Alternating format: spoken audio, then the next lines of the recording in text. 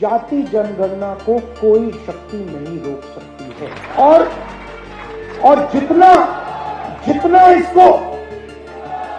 जितना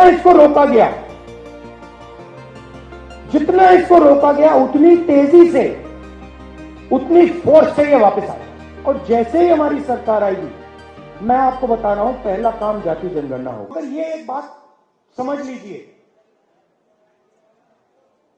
कि जो मैंने आपसे पहले कहा, ये मेरे लिए राजनीति नहीं है, ये मेरे लिए लाइफ मिशन को छोड़ने वाला नहीं हूं मैं। और मैं गारंटी करके कह रहा हूं, जो कांचा जी ने कहा, आप लिख लो, जाति जनगणना को कोई शक्ति नहीं रोक सकती है। और जितना इसको रोका गया उतनी तेजी से, उतनी फोर्स से ये वापस आएगा।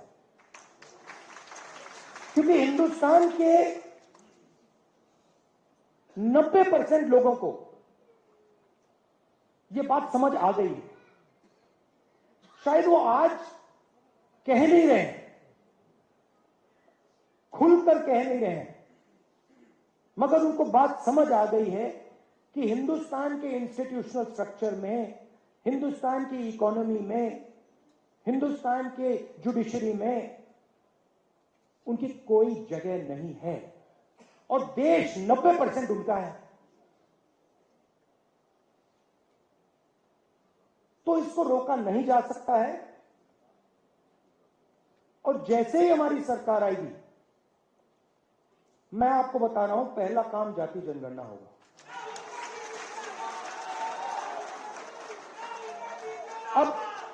अब आपको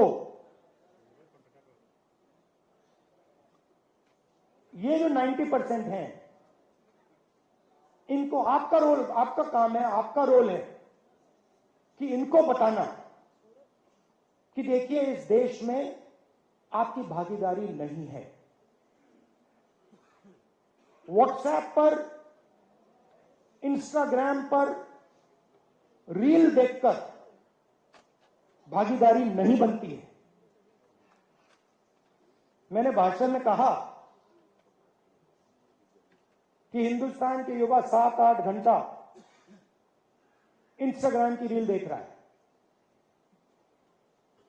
90% 7 घंटा, मैंने चेक किया, सर्वे कराया। हरियाणा में मैंने लोग भेजे, सर्वे कराया कि भाई युवा कितने घंटे इंस्टाग्राम पे हैं। 7 घंटे। मतलब बीजेपी का काम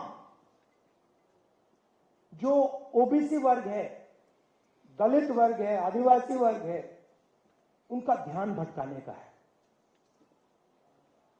कभी इधर भेजेंगे, कभी उधर भेजेंगे, कभी पाकिस्तान, कभी चाइना, कभी बॉलीवुड। आप भी उसमें हैं भैया।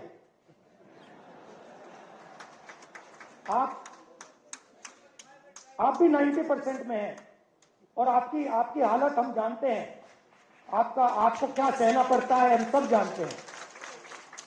तो ये ध्यान भटकाते हैं।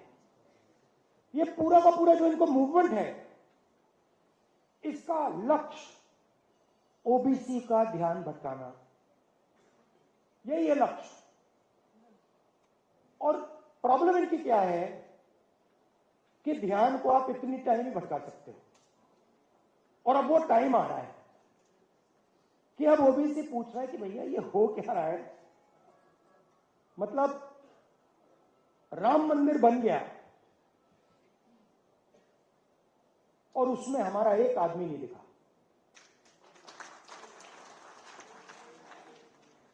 पार्लियामेंट नया खुल गया, बड़ी पूजा हुई, नरेंद्र मोदी बैठे, मगर हमारा एक आदमी उसमें नहीं दिखा।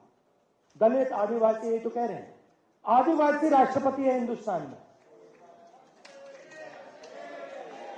मतलब ये कौन सी भागीदारी है। हेड ऑफ स्टेट राष्ट्रपति है,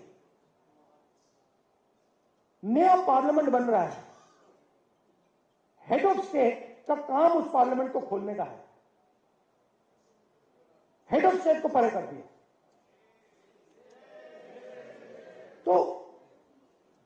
तो लोगों को ये बात समझ आ रही है। राम मंदिर में भी बिल्कुल यही हुआ। तो देश को ये समझ आ रहा है, 90% को समझ आ रहा है, और इसको हमें आगे ले जाना है। अब मैं ये भी नहीं कह रहा हूं कि हिंदुस्तान के मतलब जो बड़े बड़े बिजनेसेस हैं उनकी मदद नहीं होनी चाहिए, होनी चाहिए, कोई प्रॉब्लम नहीं। मैं सिर्फ ये कह रहा हूं कि भैया अगर उनका 100 रुपए, उनके 100 रुपए की मदद हो रही है तो उनकी भी 100 रुपए की कर दो ना। अगर आप उनका कर्जा माफ कर रहे हो, उनका आपने 16 लाख करोड़ कर दिया और हिंदुस्तान के किसान का आपने 50 रुपए भी नहीं किया। ओबीसी स्टूडेंट्स हैं, आदिवासी स्टूडेंट्स हैं, दलित माइनॉरिटी स्टूडेंट्स हैं, उनका आपने कितना माफ किया? कुछ नहीं। फीस बढ़ा दी, और फीस बढ़ा दी नहीं, बात समझिए, आपने कहा फीस बढ़ा दी, फीस बढ़ाई प्राइवेट यूनिवर्सिटी कॉलेजेस में, सही? प्राइवेट यूनिवर्सिटी कॉलेजेस किसके? वही 5% के हैं। वो जमीन कहां से आई? जमीन कहां से आई? आपकी जमीन, किसानों की जमीन एक्वायर की। स्कॉलरशिप खत्म कर दी। तो प्राइवेट अस्पताल देखिए, प्राइवेट कॉलेजेस, स्कूल कॉलेजेस देखिए, बड़ी बड़ी यूनिवर्सिटीज देखिए। आप जीएसटी का पैसा देते हो, जमीन आपसे एक्वायर की जाती है, और फिर आपकी फीस बढ़ती है। और हर संस्था में ये है। मैं आपको छोटा सा उदाहरण देता हूं, फसल बीमा योजना। मैंने ये पूरी एनालिसिस की है। फसल बीमा योजना 45,000 करोड़ रुपए हिंदुस्तान की सरकार, स्टेट की सरकार फसल बीमा योजना को देती है। फसल बीमा योजना का पैसा 16 कंपनीज को जाता है। 16 कंपनीज के मालिकों में एक ओबीसी, एक दलित, एक आदिवासी नहीं है। उनकी सीनियर मैनेजमेंट में जिनको करोड़ों रुपए की सैलरी मिलती है, उसमें एक आदिवासी, एक दलित, एक ओबीसी नहीं। फिर तूफान आता है, किसान का खेत खत्म हो जाता है, पैसा कहां से आया? जीएसटी से आया, किसान का पैसा गया। और फिर कंपनी कहती है भैया देखो, आपके खेत में तो नुकसान हुआ ही नहीं और किसान को पैसा नहीं दिया।